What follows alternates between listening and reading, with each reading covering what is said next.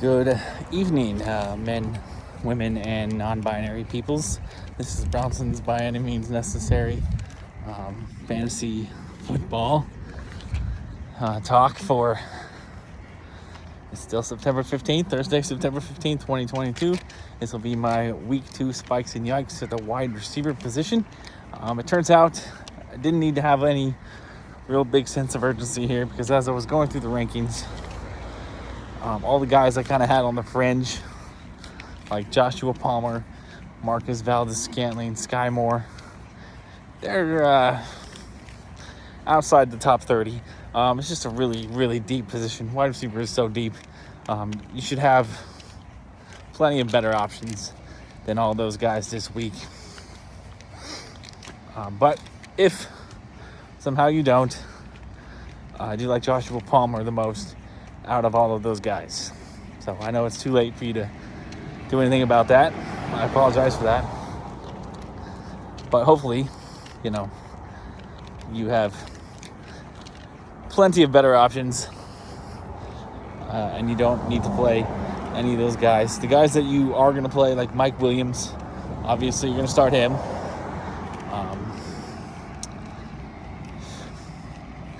And Juju Smith-Schuster, you're probably going to start him, even though he's, he's probably in my top 20. I'd have him in my top 20 this week, maybe, or at least he's definitely at the high-end flex conversation, so you should be starting him too. But, yeah, that's it. Again, it's a really deep position this whole season, a really deep position this week, so there's no reason to stress over the games tonight. I'm walking to the bar now because I was going to reactivate my Amazon Prime account because, it's football season. Thursday night games are on Amazon Prime. It's going to be a lot cheaper for me to watch them at home and spend the $15 a month for the football season than it's going to be to go to the bar every Thursday, because that's going to cost me at least $15 per trip there. But of course, my Wi-Fi is currently not working. Don't know what's going on with that. So I wasn't able to do anything on my TV before I left, and I'm already late to watch the game. So I'm just gonna go, spend a piece of what little money I have and go enjoy myself. And we'll try again next week for that. And yeah, so without further ado, I guess we'll get to it. It's going to be a deeper list. It's not a whole lot to be yiking this week, honestly. I kind of have no real significant problems with the rankings. I got a lot of spikes though, so we're going to talk about all of them. But first, let's get to the list. We're going to go 30 deep here because you're going to obviously every league starts 2. And if you're playing Yahoo, most leagues start 3. And then a lot of people, especially in PPR leagues, half PPR leagues, which is most standard formats now, a lot of people will start 3 wide receivers, that third one in the flex. So I like to go 30 deep with the wide receivers. So let's get to it. The top 10. So your wide receiver ones for the week, which I work on the assumption that we all play in 10-team leagues because, like I said in a previous video, for those who are following along, I like whole numbers, I like zeros, I like 5s, don't necessarily like 12s. So when I do my rankings, we're just going, the top 10 are the wide receiver ones, the 11 through 20 are wide receiver 2s, 21 through 30 wide receiver 3s, so on and so on and so on.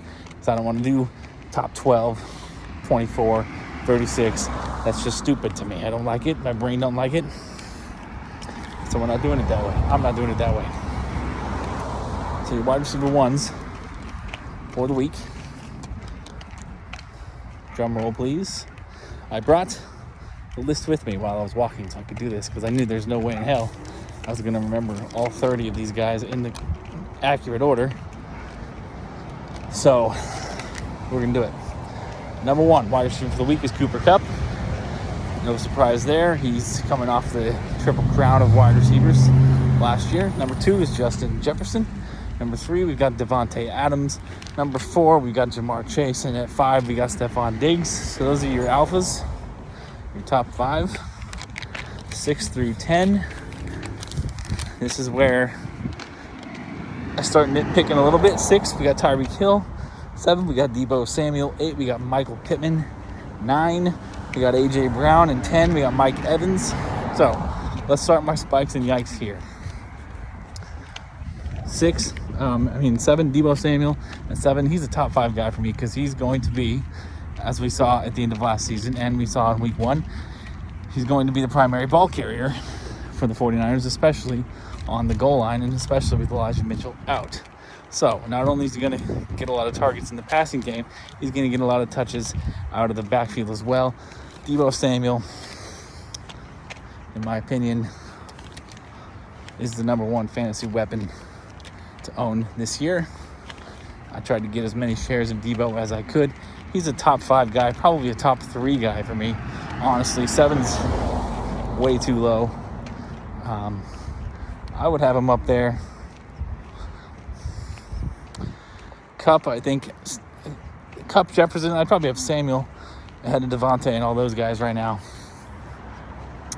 And then at number 10, we got Mike Evans. Mike Evans, just as I said, Tom Brady usually struggles against the New Orleans Saints defense since coming to Tampa. Mike Evans really struggles against the Saints because Marshawn Lattimore is his bugaboo. So, especially with Chris Godwin out, Mike Evans is going to see more double teams probably. So he already has enough trouble breaking free of Marshawn Lattimore's coverage. So if you get some double teams, that's going to hurt him more. I don't like Mike Evans much this week at all. Obviously, I'm still starting him. He's way too talented. He's still in the top 20 for me. But he's definitely not a wide receiver 1 for me this week. I've got him, honestly, more as a low-end wide receiver 2. He's outside of my top 15. But like I said, I'm still starting him in most cases.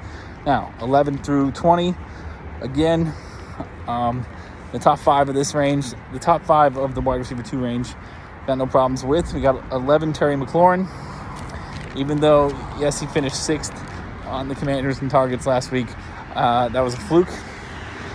I do anticipate him becoming the alpha in the passing game for the Commanders again as soon as this week. 12, we got DJ Moore. 13, Mike Williams. Mike Williams is a little higher on this list this week because of the absence of Keenan Allen. Do I think he will live up to his wide receiver 2 ranking? I think he's going to see enough targets and volume and productivity to, yes, be a high-end wide receiver 2. And then 14, we got Brandon Cooks. 15, Deontay Johnson. I think Deontay Johnson should be higher, honestly. He's not. I'm not spiking him. I'm fine with his ranking at 15 just because the Pittsburgh, he didn't do much with all the targets he got last week. And we need to see a little bit better quarterback play before we have Deontay as a high-end, more of a high-end wide receiver 2. But he's going to see a lot of targets. That's not going to change. He just has to do a little more with the opportunities he's given. Now, for the bottom end of the wide receiver 2, 16 through 20, here's where I'm going to do some spiking and some yiking. 16, we got Marquise Brown. Fine with that. 17 is T. Higgins. T. Higgins is coming off a concussion. He's very questionable. At this point in time, it's looking like he's not going to play.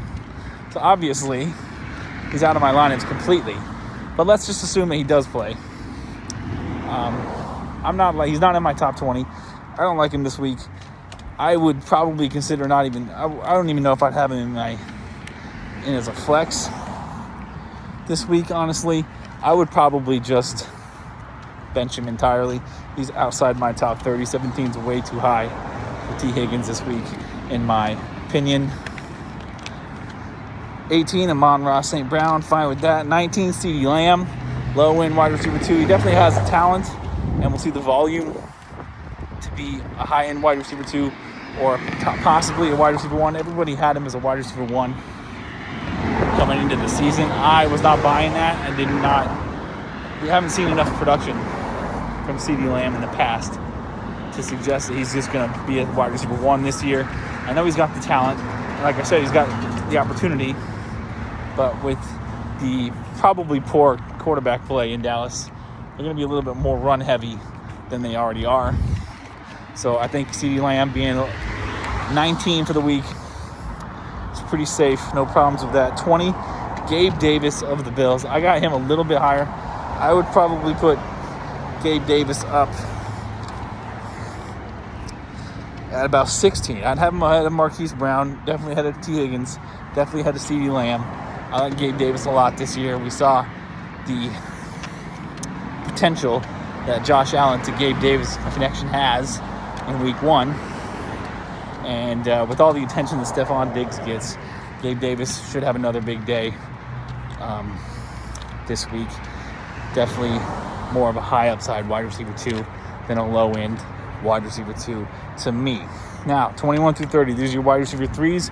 These are your guys that you are going to be flexing or considering flexing. Get out of the way of this car real quickly.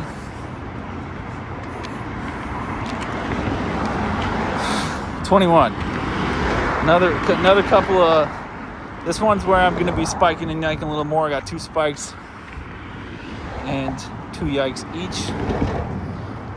So actually, we're pretty even so far, right? Aren't we? Jerry Jeudy and Courtland Sutton, 21-22. They're pretty even, just like they were coming into the draft. Jerry Jeudy did have a more productive day last week, but that's because Courtland Sutton had a big catch that got overturned. Otherwise, they would have been pretty equal. It's gonna be challenging to try to decipher which one's gonna have a bigger week to week. I like them being neck and neck in the rankings. If you have them, you're probably starting them both without much question there. 23, Jalen Waddle. 24, Juju Smith-Schuster. 25, Michael Thomas. 26, we got DK Metcalf. 27, we got Christian Kirk. 28, we got Curtis Samuel. 29, Adam Thielen. 30, Julio Jones. All right, so a couple of spikes here. Guys who are Jalen Waddle and Michael Thomas, I think are going to be wide receiver 2s this week. We saw Michael Thomas put up pretty fringe wide receiver 1 numbers in his first game in like 2 years. He's only going to get better from here. And the chemistry with Jameis Winston's only going to get better. Michael Thomas is only going to get better. He's a wide receiver 1, folks. He's a wide receiver 1 that you could have got in like the 8th round. Huge value there. You guys that missed him, I get it. I get why you passed on him, but at the same time, I think you were a little foolish to pass on him too. And then Jalen Waddle, I just think that the Tua Waddle connection chemistry is too strong, and no matter how much attention and volume Tyreek Hill gets, there's going to be enough left over for Jalen Waddle, especially with Mike Gesicki becoming completely non-existent in that passing game. It's going to be the Tyreek Hill and Jalen Waddle show pretty much all season, barring injury. So I think, even though Tua may not be a very good quarterback, the Dolphins' offense, despite him, is still going to have enough production and volume to sustain 2 top 20 wide receivers on the season. I'm a big Jalen Waddle fan this year. I think he's being underappreciated and undervalued. So for my yikes in this range, we got DK Metcalf at 26. It's a real risky proposition to be starting him right now until we see a little bit more from Geno Smith, a little bit more from that Seattle passing game. I think it's going to get really conservative, especially with Kenneth Walker coming back this week. It's going to get more conservative because that's how Pete Carroll, he's old school. He knows his team is not the most talented. He knows that's going to be his best chance to win, is to run the shit out of the ball as much as possible and eat the clock. So DK Metcalf, very risky start for me. He's outside my top 30 just because wide receiver is so deep. There's some other guys outside the top 30 in these rankings that I would move up into the top 30, and I'm moving DK Metcalf out. I'm actually at the bar right now. That was a shorter walk than Google Maps said it would. I thought it was going to take longer. So I'm going to finish this video. And then Curtis Samuel, 20. I know he had a really good day last week, and I know that he's a really talented guy. It's not a question of talent. It's just a question of opportunity. And there's too many talented mouths to feed in the Commanders' wide receiver core right now. It's a positive problem to have. And I think Curtis Samuel is going to have a pretty consistent floor. He's going to be in the flex conversation weekly. But like I said, this is just a really deep crop of wide receivers. Curtis Samuel's probably just outside my top 30 this week because I got a couple of guys who I'm going to talk about now who I want to move in to the top 30. And these guys are outside the top 40 completely, but I'm in on them this week. Robbie Anderson of the Panthers, 41. He had a touchdown and a 100-yard day last week. I think he's going to, with all the attention that DJ Moore gets, I think Robbie Anderson's a big play threat too. So all he really needs is one big shot downfield to have a fantasy relevant day.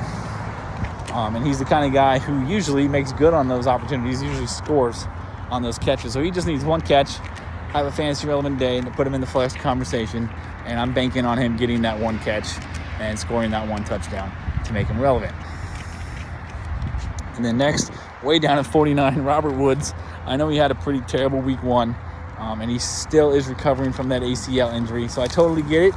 If you're not going to start Robert Woods this week, I probably won't start Robert Woods this week either, just because I don't typically play wide receivers in the flex, and I know I got 2 better options at wide receiver than Robert Woods. But in a deeper league or a 3 wide receiver league, Robert Woods is worth considering because I do still think he's going to be the main guy in that Titans passing attack. And I do think the Titans are going to have to throw the ball a little bit more than they want to this week against the Bills. So Robert Woods, if there's any Titans pass catcher worth consideration this week, in my opinion, it is Robert Woods. So that's it. That's the wide receivers, spikes and yikes for week 2.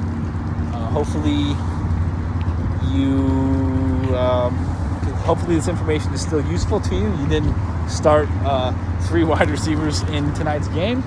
And good luck to you with your lineups. And if you're in the league with me, let's just hope that we both meet each other in the final. How about that? Let's say that. All right. So peace, love, and nacho fries. I'm gonna go see if there's a seat in here. It's looking kind of full. I'm a little pissed. So I walked all the way here, and there's nowhere for me to sit. I haven't been to this bar before. It's actually the bar that's closest to my house, and I've never gone here. So I want to check it out today. It's the off-ramp right behind me there. I got to cross the street, which this isn't a super busy street, so I'm going to be fine crossing it without going up to the crosswalk. But it's right here. The 205 is right there. You can see the on-ramp behind me. So you got the on-ramp to the 205, and then you got the off-ramp bar. There's also the off-ramp to the 205 right there. My fingers.